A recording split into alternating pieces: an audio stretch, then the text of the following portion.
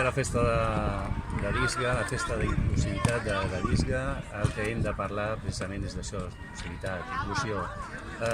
Entenem que és essencial que la societat, i en concret el que és els estaments de la societat cabanenca, en aquest cas, es parlin o es dediquin a treballar per la inclusivitat.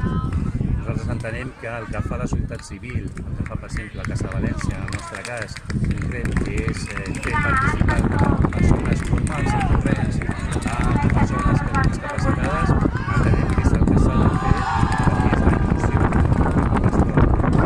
Persones també s'ha de fer la línia de preguntar per què l'Ajuntament no fa plans d'inclusió com correspon, en aquest sentit. O sigui, per què no actua en base a la llei, no respon al que diu la llei, que és que s'ha de mantindre uns percentatges de treballadors, de puestos de feina per treballadors en necessitat d'inclusió.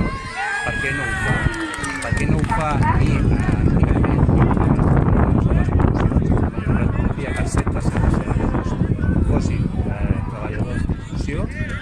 I en aquest sentit entenem que és una pregunta que hem de fer i manifestar i deixar clar que d'aquesta manera no estem fent la feina que correspon.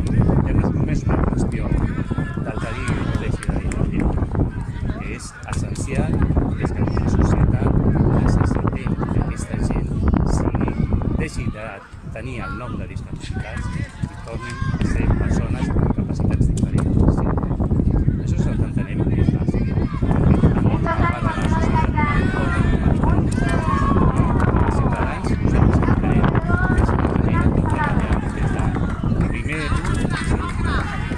Des de la base de la societat cabanenca fins a